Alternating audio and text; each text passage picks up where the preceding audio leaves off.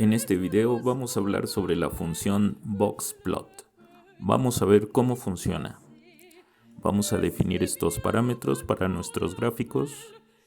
Vamos a definir este objeto A con datos que pueden provenir de cualquier experimento aleatorio y ejecutamos la línea 5, control enter. Como ven, obtenemos un diagrama de caja. A esto se le llama diagrama de caja o diagrama de caja y bigotes, y podemos definir su color y poner un título. Ahora, si elegimos este parámetro horizontal igual a true, nos presenta el diagrama de caja de esta forma. El default es horizontal igual a false. Ahora vamos a ejecutar de nuevo este comando y vamos a trabajar sobre los elementos que forman el diagrama de caja. Vamos a empezar calculando el tamaño de muestra. Este comando sort A ordena la muestra de menor a mayor. Si ejecuto B, podemos ver cómo están los datos ordenados desde el mínimo hasta el máximo. Se puede calcular la mediana de esta manera. El tamaño de la muestra es 16, justo a la mitad están los datos 8 y 9. Así que tomamos esos datos y tomamos su promedio. Así podríamos calcular la mediana, que es de 34.5. De manera alterna está la función median y vemos que también nos da lo mismo.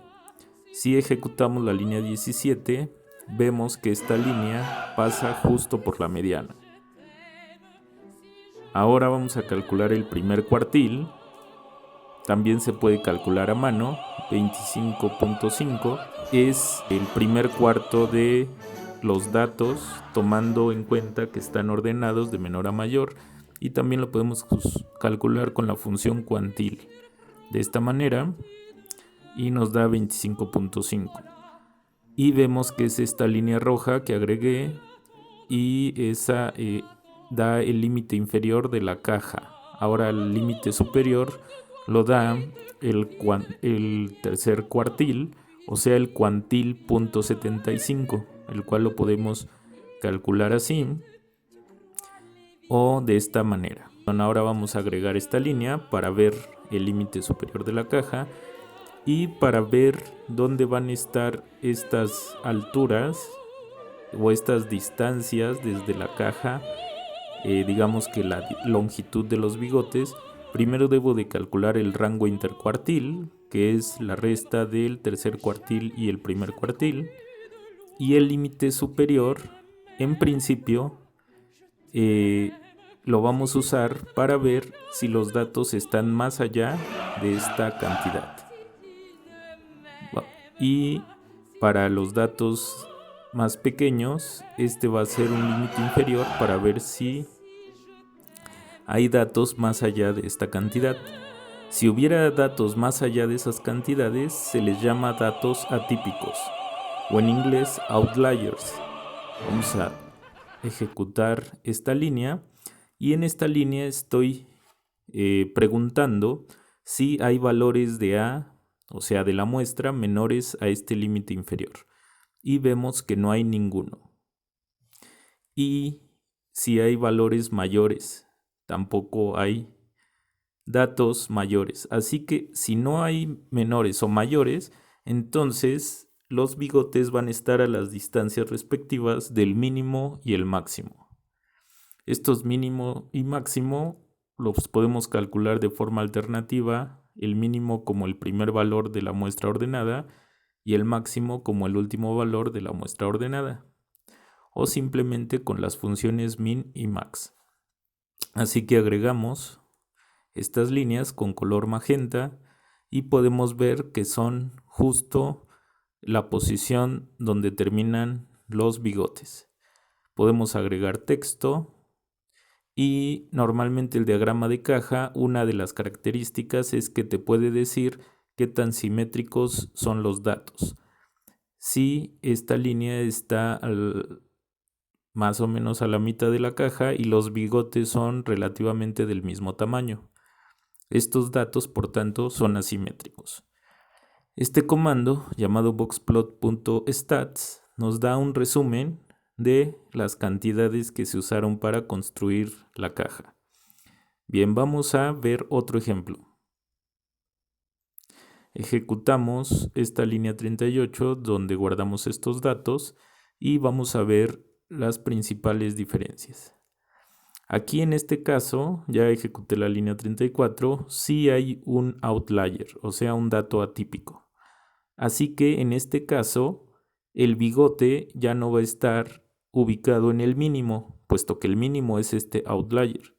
Así que si ya hubo un dato que rebasó el límite inferior o que se pasó del límite inferior, entonces el bigote va a estar posicionado en otra ubicación. Vamos a ver cómo lo vamos a hacer. Aquí podríamos ver los datos que forman la caja, pero vamos a hacerlo otra vez un poco a mano. Estoy ejecutando estas líneas, calculo la mediana, que también la puedo calcular con la función cuantil. Y ahora agrego una línea en la mediana. Ahora podemos ver que n entre 4 es 8.5. Así que voy a escoger el primer cuartil como el dato 9. Ahora 3/4 de la muestra es el dato 25.5, así que tomo el dato 26. Y ya con eso están los límites de la caja. Ahora para los bigotes calculo el rango intercuartil, calculo estos límites y veo si hay valores que están por abajo. Y vemos que sí. En este caso en particular fue el primero. El primero de la lista de datos es el que sí está por abajo del rango intercuartil. Entonces en ese caso ese dato se quita y se saca el mínimo del resto de los datos, que en este caso pues sería el vector S, que ya vimos que es sort de datos, o sea, los datos ordenados, y vamos a tomar el segundo elemento, puesto que es el mínimo del resto de datos.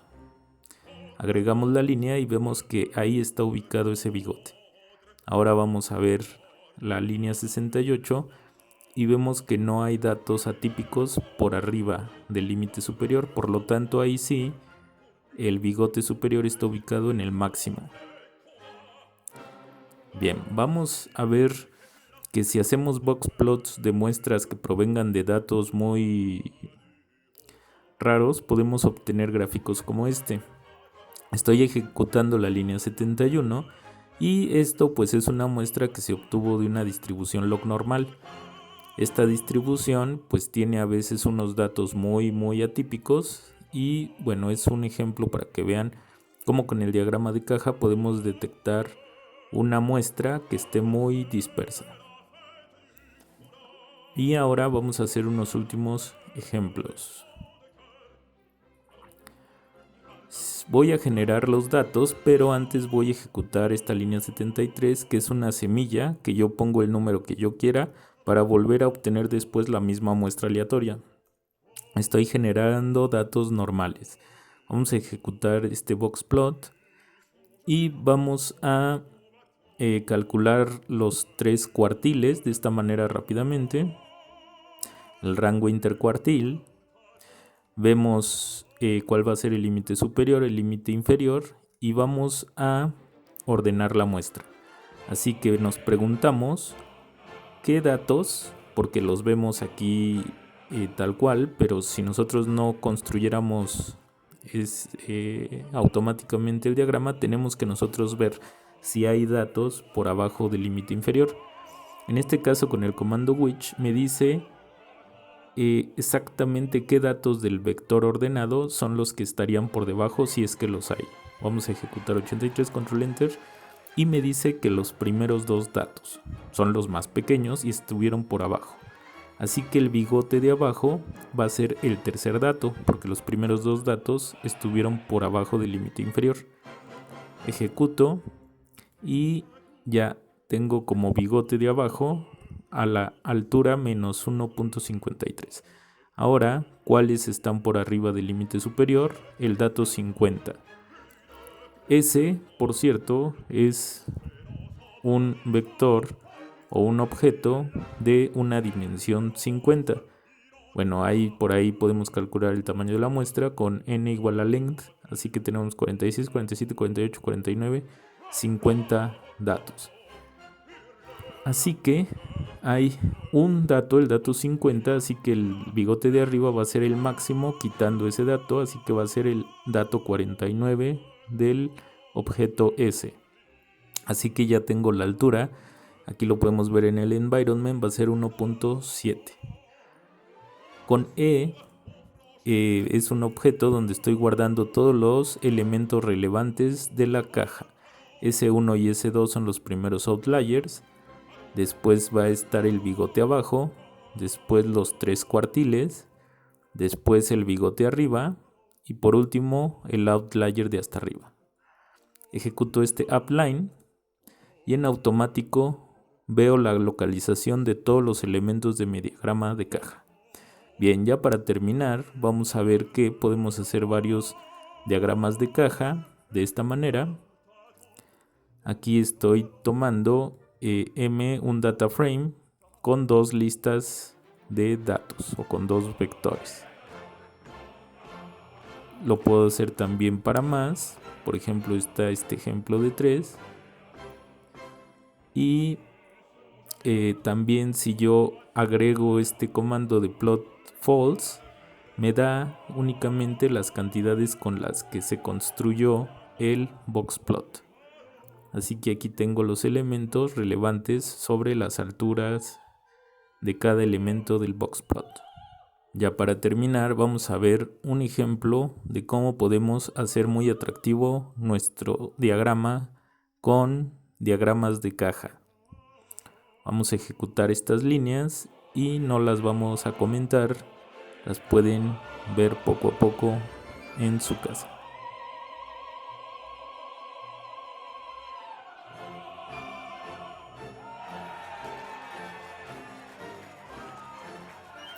Bien, esto ha sido todo por este video. Nos vemos en el siguiente.